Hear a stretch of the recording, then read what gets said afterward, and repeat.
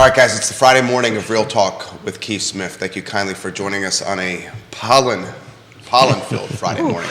It's a pleasure to connect with you. We're getting a later start here with some technical difficulties, but I think Judah's indicated that we have those solved, which we're excited to connect with you. Today's program features two appraisers that need no introduction. Woody Fincham is the guy for this market in Central Virginia, Fincham and Associates. Heather Mull, it's her second rodeo here on the I Love CVille Network and on Real Talk with Keith Smith, and she is absolutely fantastic. Personally, I've done some business with her with one of my properties, and she exceeded expectations, her firm, considerably. Judah Wickhauer, the director and producer. If you can go to the studio camera, and we'll welcome Keith Smith. I think we should start with some introductions, my friend. So, part two. Thank you, Judah, for making some magic happen. So we're going to start with quick introductions. It's Heather Mull. You are a rock star in the commercial appraisal world, and you do a little bit of sales, which is great.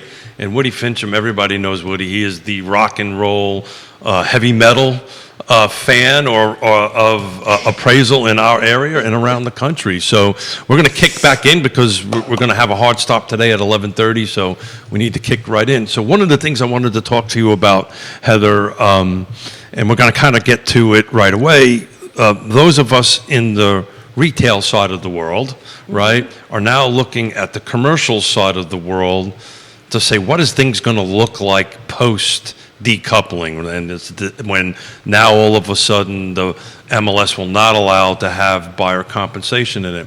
And we do a fair amount of commercial in our shop, and me in particular, so I'm kind of used to this. So let's talk a little bit about putting your sales broker, commercial broker hat on it. What does that look like? What does a typical commercial transaction look like to you?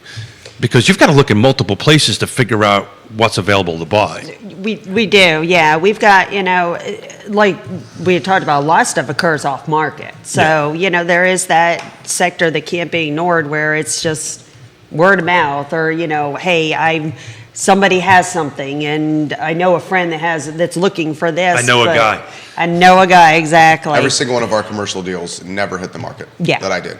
Not a single one of them. Yeah. It was all a conversation with the seller and us, and sure. Yeah.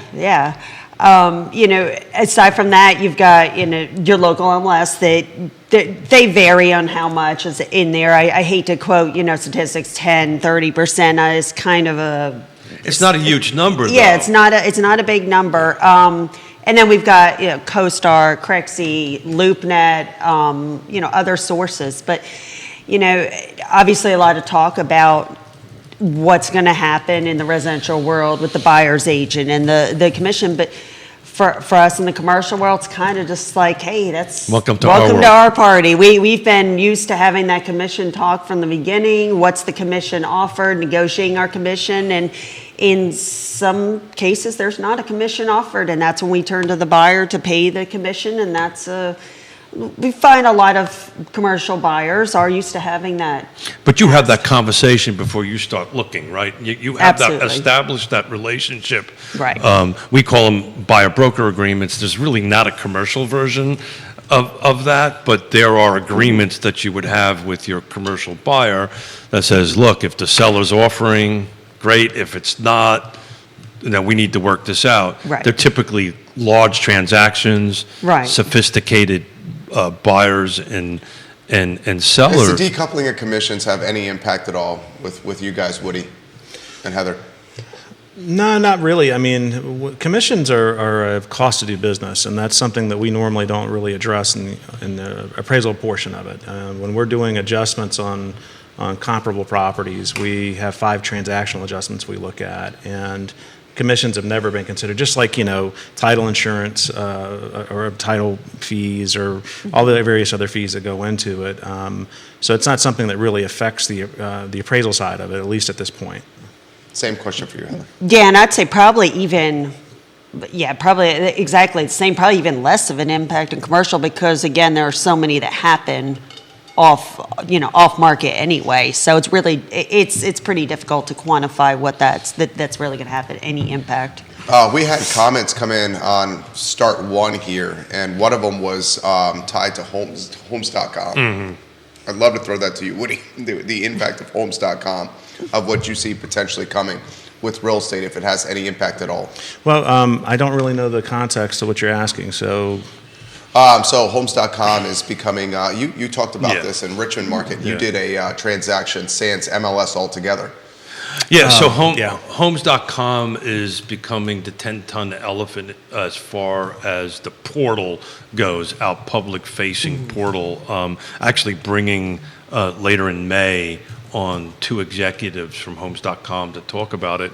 They're never going to get, at least according to them, never get into the MLS space.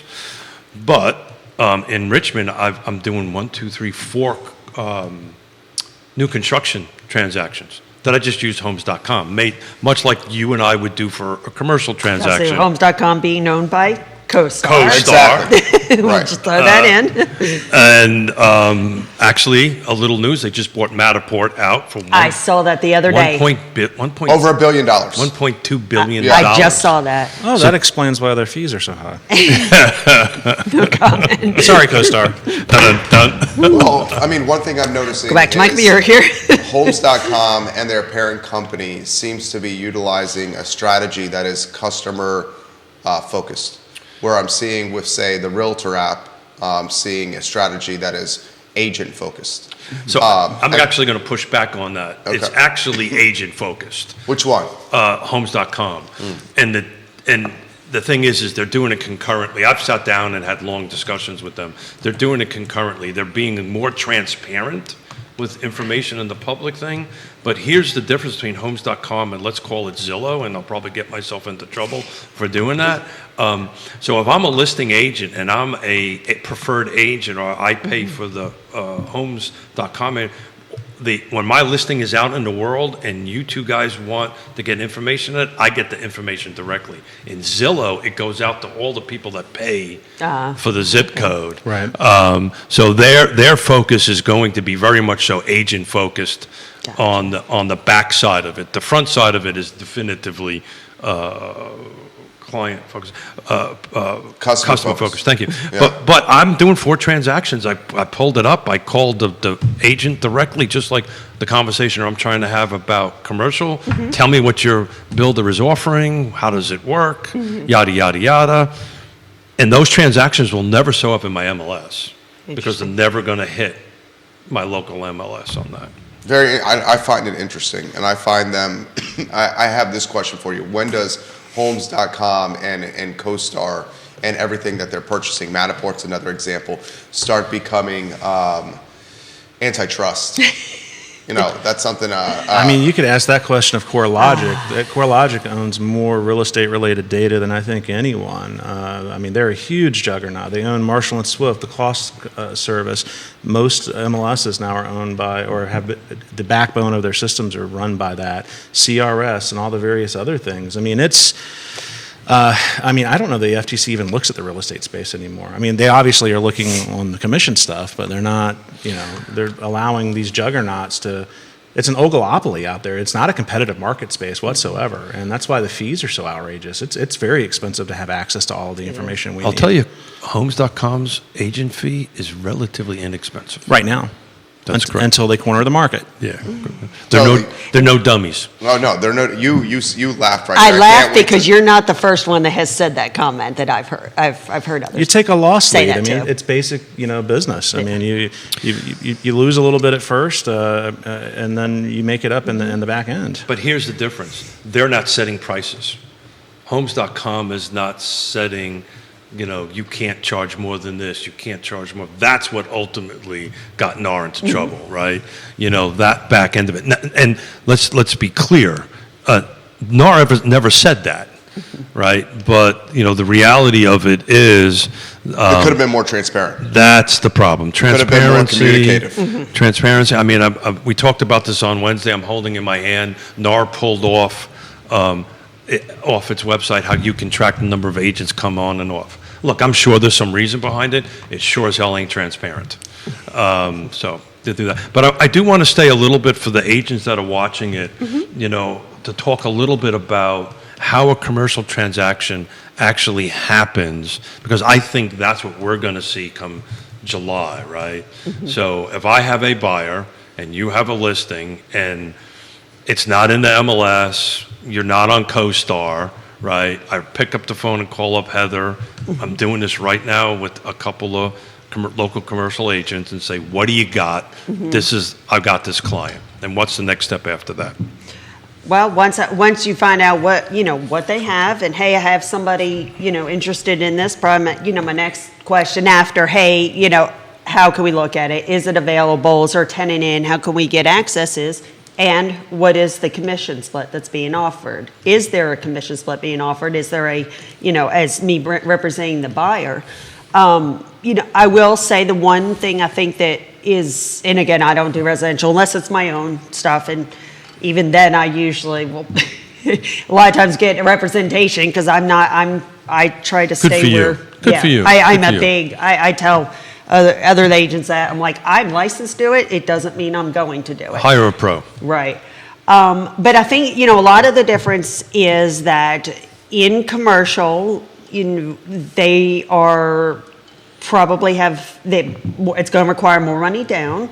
So a lot of commercial buyers are more in a position to be able to pay the buyer's agent if that comes up, as opposed to residential, first-time home buyers, VA buyers, FHA. These are, I understand, it's going to be a harder conversation for the buyer's agent of residential in a lot of sectors than the commercial. So why is that? Why do we as a residential industry struggle with talking about money and how we get paid? I don't understand that. Well, I mean, go back to 2008, 2009. I mean, No. the precipice that we were on. No. Let's never really go back there. No. It was hard times for a lot of us, myself included. But I mean, let's look at it. I mean, residential is the way it's been put together over the last several decades is that a lot of times buyers don't have the ability to pay commissions, or they've saved up everything they have to put a down payment on. If they're going FHA, it's 3.5%. Right? So they're really not in a position where they can do it. So it matters a lot on that side of it. But however, if you look at 2008, the mortgage companies were ill prepared for what happened. All the lenders out there, all the secondary investors, they had themselves in a lot of situations where they were upside down. There was negative equity in the property that they were taking back. And it was just a huge loss for the entire economy. I mean, it created a lot of problems. On the commercial side, folks are, they have the ability, they have to be well qualified to do what they're doing, or they're not going to get the loans.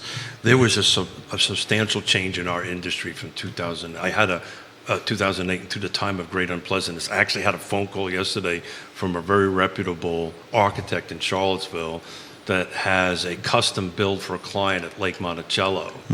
Waterfront, substantial project. Can't find anybody to build it. And he says, Wow. You wouldn't want to do it. I said, nope. Thank you very much. Yeah, that's scary that they want to build a design to build in Lake Monticello. That's going to Brother, I did tons of those. Oh, I know, Tons but of they those, tend to be a little bit of a super adequacy in that market. I think. Why is that scary? Because price point doesn't justify? Well, usually your ROI on it's going to take you about 20 years to get equal to the market if you overdo it. Yeah. I mean, it's nice if you can afford to put all the things into a home like that you want to, but in the end, will the market absorb it when you need to resell it? And I don't know that people think that through. It's like, I'm going to be here for the next 20 years, and then they get they find out in 2 years they got to move. Unless, Yeah. because I'd ask some questions, unless it's a second home, cash, I want something on the waterfront and don't care. Yeah. And that's what this That this does happen, Yeah, for that's sure. what this is. What's the top transaction you've seen at Lake Monticello? That's a good question for both you guys. Oh, God. I know it's over $1 million. I've done a few that valued over $1 million, but I don't recall what the absolute highest was. Well, we're going to let Heather share some of her wonderful thoughts, and I will tell you what the highest sale at Lake Monticello. Heather, I'll throw this to you here. I said, I don't do residential, I so know y'all you are the don't. Lake Monticello. I know you don't. What sector of your business is most hopping right now? I would say it's still industrial warehouse. Yeah. Really? Yeah, and you know what's interesting? I'm looking at I was just pulling up the NAR's third quarter. I just haven't pulled up CoStar yet, but happened to be, I was searching through CCIM and the NAR first quarter, I'm thinking third month, March, first quarter report came up. with areas with the strongest 12-month absorption, and this is nationwide. Nationwide, Richmond is 8th on the list for industrial strongest absorption. And we're seeing, I had one that I'm doing now that I listed, and man, we were just multiple showings, multiple offers on industrial warehouse. I just did a rather large Class A medical in Richmond, substantial project, same situation. Yeah. I was representing the buyer on that to buy it. It was just, and we were competing against multiple offers. This is a large 6-story facility, and it kind of blew my mind, and it was interesting. It almost fell apart, believe it or not, over $5,000 worth of office furniture. Could you believe that? I Have you would, ever because had I've that been there on one. Has that ever happened to you before? We had one that almost fell apart. It was actually a flex property over office chairs. And that's when you're kind of like, oh my gosh, I'll just buy the office chairs. I literally wrote a check and said, here you go. Yeah. And let's close that. The Richmond market is exploding. It is. That's your market, right? Yeah, I'm in Richmond. Yeah. And a lot of it, and I say industrial's top of everybody's. Retail's still doing good, and there's some there's always, and even going outside of Richmond, there's always some more specialty stuff. I mean, self-storage is still doing good. Mobile home parks still have a lot of investors looking. Retail, multifamily still, even though there's Really? back and forth with are the rents going to maybe tick down a little bit, or maybe even not tick down, but not go up as fast. Still in demand. Yeah, Don't you think we're overbuilding that multifamily market? Possibly, but so far it's been if you build it, We they do will this come, as an industry, right?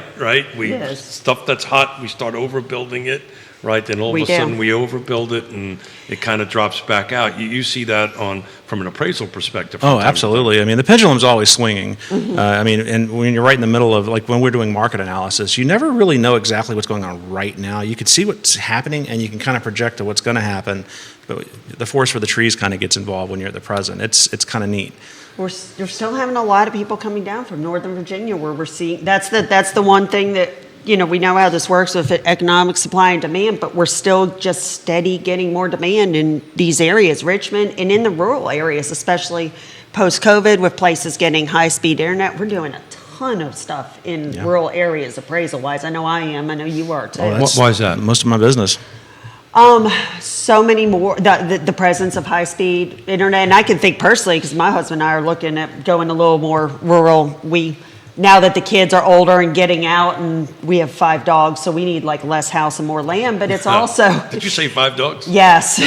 I know, my husband's like... Joseph Gentile watching the show. Hey, Joe, how's it going? Brother from another mother.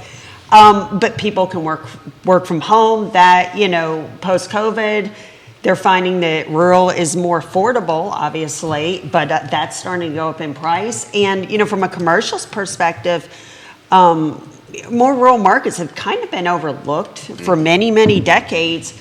The rents haven't been going up, and investors are finding, hey, I can go in this rural market, raise rents, make money. And I know there's all kinds of, Is that mostly social implications about that. Should they be raising rents? Not Sure. really getting that. I'm just saying Sure. from an investor's perspective, they're seeing a lot of opportunities in these traditionally overlooked areas where people are now starting to go to. So back on Lake Monticello. Yeah?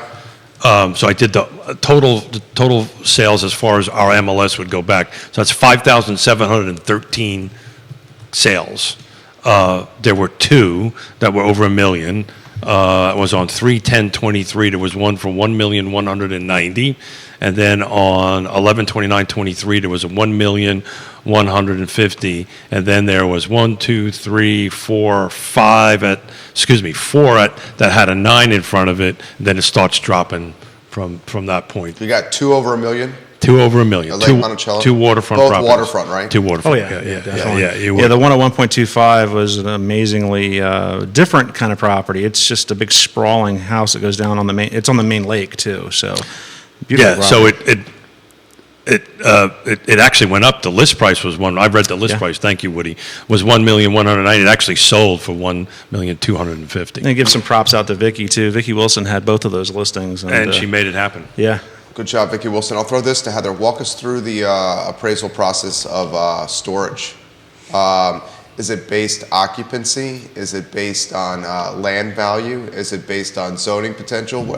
Just give us the broad strokes of that. So you talking about like warehouse space or self-storage? Self-storage. Self-storage? Yeah. Gotcha. Yeah, it's going to come. I mean, investors want cash flow. That's what it's coming down to. How much can I maximize a site? How many units can I get on there? Cost and time to build. But then it's going to come to what are the rents doing? Are they going up? And it's hitting that. Investors probably not going to come out necessarily spend all that money to buy, just to build 5 units or 10 units. But there's going to be a break-even point where, hey, it's worth doing 50, 100, 200 units. And there's a demand in the area, competition. But in the end of the day, what can I build it for? What can I rent it for? What are my expenses and what's my profit at the end? How about existing self-storage that's already on market, that's already been constructed? How much do you consider the fact that you have units that are empty? How much do you consider maybe you don't consider this, the brand position, where maybe this doesn't have a website, signage, digital, any of that stuff, where it's underachieving or underperforming? Yeah, I was going to say, and that's what a lot of what investors are looking for too, is where's my what we call value add? If it's underperforming, is it underperforming because there's too much competition, or what we see a lot in existing, I'm not saying all, but a lot, is it's just underperforming because there's somebody that's owned it for a long time. That's coasting. They're trying to self-manage, but they don't quite know how to compete. They don't have the internet presence, and then an investor will come in and say, hey, I can do the marketing, the website, I can manage it better, and I can get it leased up to where it should be. I have they're not local, but I have 2 clients looking for cube storage space in Charlottesville and a Hilton. And the dirt is just too expensive. The acquisition of the land, because both of them need about 2 acres to work. Right? You can get a cube to work for maybe about 1.5 acres. A Hilton, like Garden Inn or something like that, needs 2 acres.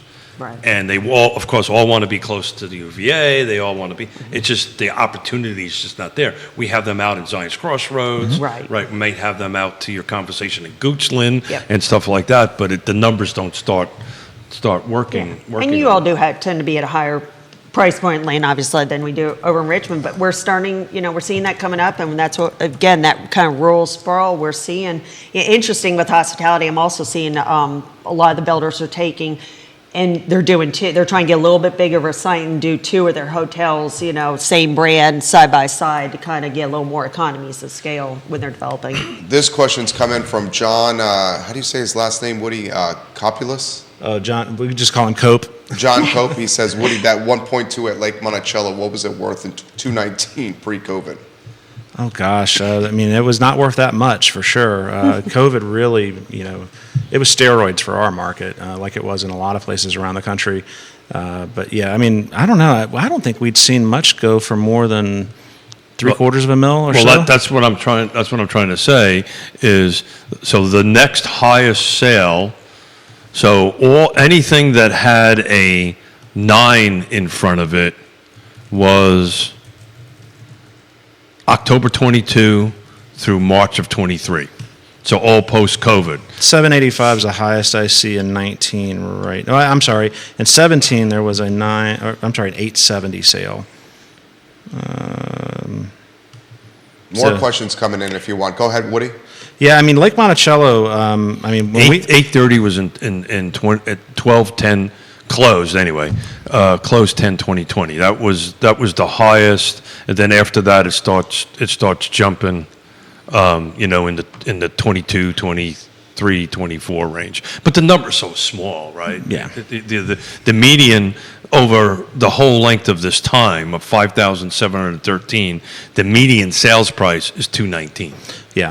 Well, that's also going to have a lot of outliers too, because Lake Monticello was hit really hard during You think? During 2007, 2008 period. There were a lot of foreclosures in there. Has your industry seen, and you guys are the best at what you guys do, so market share is on your side here. Has your industry seen a replenish of new blood or younger blood into the profession? because we're seeing with the realtor profession, the average age in the realtor profession is what, 59, 58? I think it's 57. 57? I mean, So we probably both can answer that, but this you is go a ahead. big question, and we are concerned about this. Yeah. And he's a teacher, he's a professor. He teaches this. She's the professor. I teach some appraisal classes. Heather's an adjunct at what, VCU? I have. It's been a few years since I've taught, but I was teaching it as young. I mean, I do some teaching for the Appraisal Institute and a couple of other entities for CE and QE. But anyway, to answer your question, there's not enough people coming into the profession. Licensing became a thing in 1991, 92, and a lot of the people that were credentialed at that point in time are now getting to the point where they're retiring or otherwise not going to be appraising anymore, and we're not getting enough folks into the profession. There's hardly any undergrad programs anywhere in the United States for valuation. Like VCU and a few other universities do have a master's program, but they are concentrating mostly on commercial and development, and that they're not really looking at the residential space as something. It's just not on anybody's. I mean, my kid, who grew up as an appraiser's kid, swore forever he would never do it. Now he's my business partner and a certified residential appraiser, and a great appraiser at that. I'm not just saying that because he's my kid, but in the end, I mean, it's just not a sexy profession. I mean, you don't think about it. You probably have heard your parents talk about it, but you're not going to come out at 22, 23 years old out of college, and you've got $150,000 in student loan debt, and you're looking at this profession that you've got to get into, that you got to spend 2 years as a mentee as, and you might make $50,000 or $60,000 if you're at a good firm. I'm going to ask a question that is going to get me in all kinds of trouble. Yeah. I hope Yonna's not watching because I might get fired. So, do you think it's a good idea that our profession follows that same model? That if you want to be a real estate agent, and I'm going to piss a lot of agents off by saying that you have to go through some sort of apprenticeship program? Do you think that's a good thing or a bad thing? I mean, for a mercantile economy from the 1800s, I think apprenticeships are a good idea. But I mean, I look at the law profession. I mean, you got folks that as soon as they pass the bar, they're able to hang a shingle out. I know engineers can't do that. Right. They have to do ENTs, right? Right. Engineers in training for quite a while before they're allowed to get turned But loose. you compare it to passing the bar. Law school is 2 years. So you can make an argument that's the apprenticeship. It's an advanced degree for sure. Yeah. And if you're going to be really effective in law, you're going to go clerk for, a judge somewhere, or you get to a law firm where you can actually get some practical experience. Someone could steamroll through the Mosley online school in less than a week. And then they could do it on Mosley on a Monday morning and then go take the test the next week and pass. That's a problem. I mean, you're not going to have the ability. I mean, if you're going to become a realtor, you have to, meet Code of Ethics number 11, which says that you are competent to do the work. If you've just done a week's worth of education, then you're not doing what you need to do. But what a professional should be doing in that situation is partnering up and working with a firm. On the residential appraisal side of things, there's no advantage to working in firms anymore, because the appraisal management companies and the lenders out there have really compressed fees down, and they've done it intentionally because they're making money off of what the appraisers are doing. And so they've basically broken up the ability for firms to exist in the residential space. It's just not lucrative. And until we get an undergrad program out there at a few of the universities around the country, I really just don't see it changing much. And it's scary. I mean, the best answer, and Heather's on the board of directors for the Appraisal Institute at the national level, but, and I'll mention one of my mentors, Sandy Adamatis, who's the president of the Institute this year. She was instrumental in developing PARIA, and PARIA is a practical a program that allows appraisers who can't otherwise find mentorship to actually get in, and they can get certified residential through 2 modules worth of work. It takes about 2 years to do, but they're able to, come out of that as a competent appraiser. That just started last fall, and we've got, I don't know, how many members do we have in it now?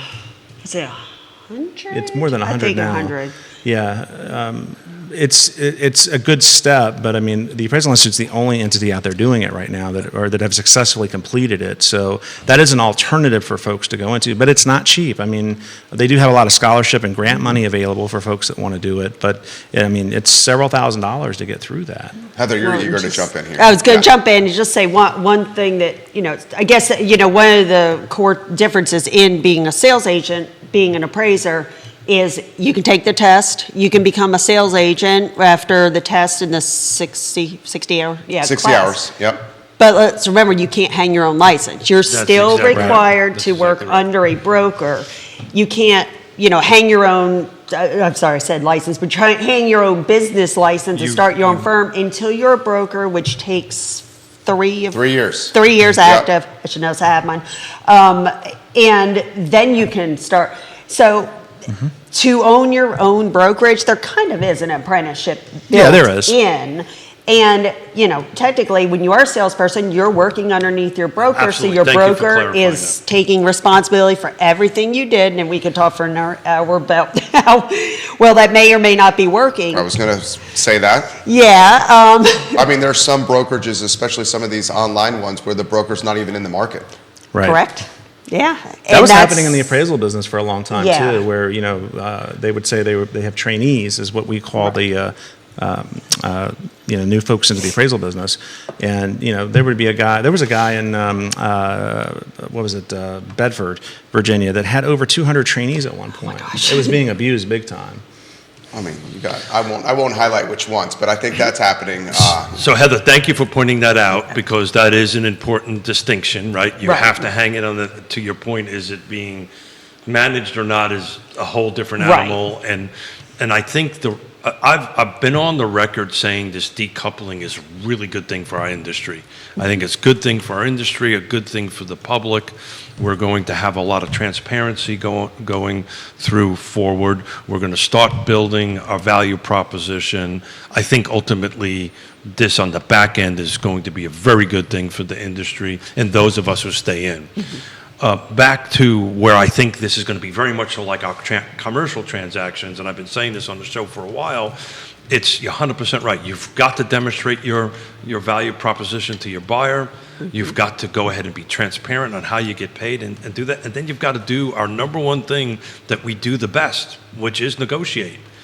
And if I can't negotiate for how I get paid, how am I going to negotiate for your money, right? So, if those are out there that are wondering on what this is going to really look like, you need to start talking to some commercial folks and picking their brain, because that's what this is going to look like. Yeah. What do you think about that? Yeah, I think I've always been a big proponent of, I think that residential and commercial should talk more for, a multitude of reasons, but I think we can learn a lot from Well, the each big other. difference on the commercial business you do, you're not required to become a realtor. Correct. That's the difference. Yeah. Right? And a lot of them are not. Yeah, it was interesting. I was on a Facebook blog the other day group, and I was watching the conversations with all residential agents, and I think that's a good thing. That's a good point. That's not understood a lot. There's some out there that think that commercial agents can't be realtors. They can. Does, of course. And then there's some that say, what they just call commercial realtors. Well, some are not. So yeah, they do not have to be realtors. Some Well, your are, some regular aren't. real estate license that you acquire from the state, that you hang underneath a brokerage, there's no differentiating between a commercial real estate license Right. and a residential. As a resident, there is a real estate license, period. I can Correct. do anything from that. Now I can reach into my pocket and pull up my Class A general contractor's Right. license. That I have one for residential, I have one for commercial, I have one for plumbing. I have all these different licenses that I've acquired over the years. But And appraisers too. We have commercial, we have residential. Same Yeah. thing. Yeah, we have different licenses for appraisers. but not in the real estate Correct. This industry. is from Danville, Travis Hackworth. I wonder what Heather, Keith, and Woody see as the future of mixed-use developments going forward in the next couple of years. Major cities are quickly running out of available property or affordable property. Does this squeeze in the major metros of the state present more opportunity for smaller cities in the state, or will the market just drop in that arena all the way around? He's asking because he's in Danville.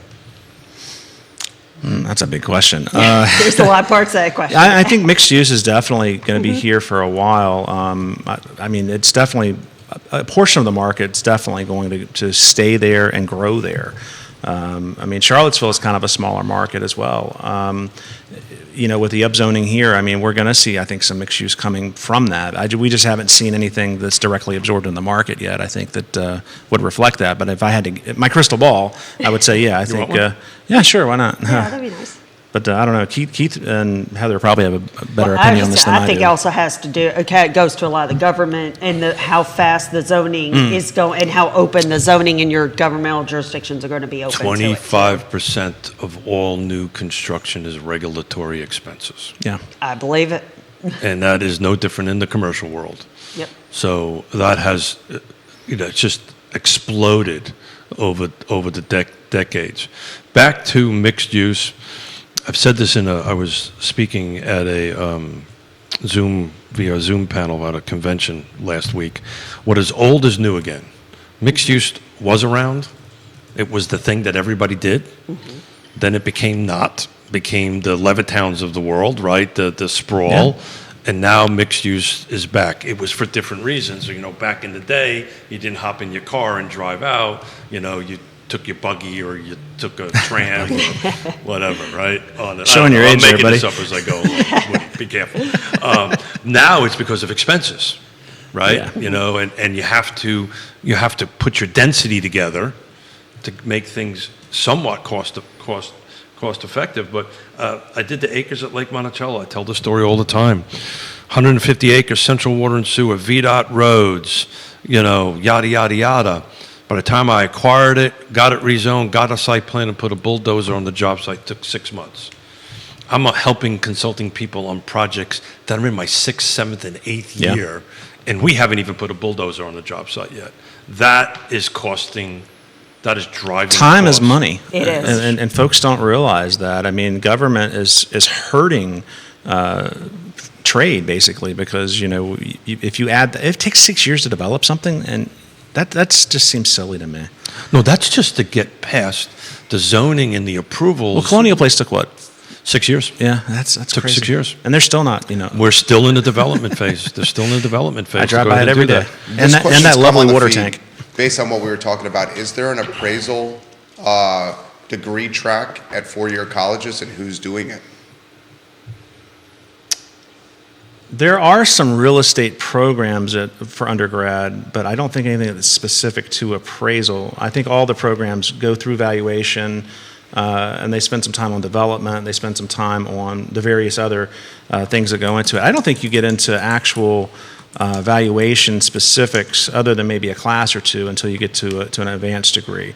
And most of those programs are really not designed for residential. They're really designed more for the commercial side of stuff, which is, as a residential appraiser, I take a little bit of affront to that because, residential is a specialization that, not everybody can do it. I know commercial appraisers and certified general appraisers, they call me all the time for guidance on residential because they'll get an assignment that, they've just never done residential and they don't understand it the way that they should. And then there are other certified generals that they're great at it, but, it's definitely a facet and a nuance that a lot of people they don't understand it. I know VCU has a bachelor's degree in real estate. But it's commercial. That's Correct. Yes. Yeah. And they have a master's in real estate valuation specifically. But yes, it is. And part of that is to get a commercial license or commercial real estate appraiser license, you have to have a 4-year degree. Whether that changes in the future, I don't know. Right. But that's also part of it. I actually had some. I didn't know that. Yeah, you do. Part of it is also because I have had conversations with like VCU, and I know that Virginia Tech is in the process of building their real estate program. ODU has George UVA has Mason. one at Darden, but it's very much so commercial focused. Right. Multifamily focused. Part of this that us years ago I was told is also because their business department. Some of this is the core curriculum that is told to them that they have to teach to be accredited in their business department, and a lot of that has core classes like finance and things that you're going to see more in commercial. So it's kind of what's handed down to them that hey, you have to have these as part of your, and it just kind of steers more towards that commercial. Nationwide, we are in my opinion, and not just my opinion, whoever you read, a crisis of inventory, right? Yeah. We're in a crisis across the country. What I don't understand is why we don't have some universities and higher learning institutes trying to work together to help the knowledge level. A lot of this is, I've been doing this for 35 years, so, I kind of got a kindergarten degree. Well, it's on interesting that you say it. As we wind down here, it's not just realtors that are short staff or the industry is down. It's also appraisers. We talk plumbers. We talk tradespeople. I mean, I don't understand what's going on with maybe the upcoming generation, and maybe this is me. I walk 10 miles in snow to get uphill. One way, both but ways. I mean, plumbers, electricians, realtors, appraisers, what are people doing for work? We spent decades focusing on making our children go to universities to become middle management, and what's happening now in corporate America with middle management, they're shedding them. There's too many people doing it. I mean, how many waiters and waitresses out there have an MBA that they can't find a job doing that with? I mean, there's nothing that's not honorable about trades. I mean, you plumbers and carpenters and all of that. My father was a builder. Try to hire one. I know, it's impossible. Auto mechanics, I hear from their sector too. Yeah. Any trades, and I tell this story make all some the good time, money and we've got to wrap up with a hard stop here in a few minutes. My little brother is in Richmond. When I went in the Marine Corps at 18, he was 3 months old. Didn't see him for 6 years, so he's really my little brother. Is his nickname Oops? Sorry. No, I think that was me. They named me Oops. I was an Oops baby. They named me Oops, and they tried 4 other kids to try to get it better. It just never worked. And by the way, I'm driving them up for 12 hours up to New York, depending on traffic. I'm going to hear this because my mother watches this, and I'm going to hear that comment for 12 hours driving up. But he's a high-end trim carpenter in Richmond. I call him Doctor. Yeah. And you put the numbers together in your head on how much he does, right? And is booked out forever. Well, if you're good at something, don't do it for cheap. Amen, brother. All set. Well, and rallying it back around to the decoupling, I've been very connected with the Pacific Northwest for years with my affordable housing work that I do, and the conversations I'm having with agents out there, because they decoupled in 2022, the people that are really good are actually charging more than everybody else. The people that aren't making as much. I think that, if you're a residential agent and broker, that's where you're specializing in, get people like Heather, take them to lunch, get them a drink, and talk to them about it. Because, you're salespeople, right? I think it's incumbent upon you now to be really good at selling what you bring to the table. What are you doing for your clients to make them want to use you? And I just think that's the evolution we're seeing right now. One last thing, and we'll wrap up around this. All your commercial contracts buried in the contract is how everybody gets paid, correct? yes. There is not a single commercial contract that does not talk about buyer's agents getting this, seller's agents getting this, and how it's going to get paid. That's the next step. It is going to have to be buried into the contract, because otherwise, how are you going to get paid? Right. Or it might say, this references an additional document. Yeah. But it is, yes. In the total contract docs. So those realtors out there that are watching this live or down the road, Get ready to do that. do yourself a favor, to Woody's point. If you don't want to talk to local folks, give Heather a phone call, say how the hell you do this, and she'll tell you. Yeah. I will try and help the best I can. Heather Mull is fantastic. Woody Fincham's fantastic. Keith Smith as well. Judah Wickhauer, guys, also does an excellent job behind the scenes. This is Real Talk with Keith Smith, where it's archived online at realtalkwithkeithsmith.com. Thank you kindly for joining us on the Friday edition of the program. The I Love CVille show is up in approximately 1 hour. So long, everybody. Excellent work. Thank you, guys. Thank you.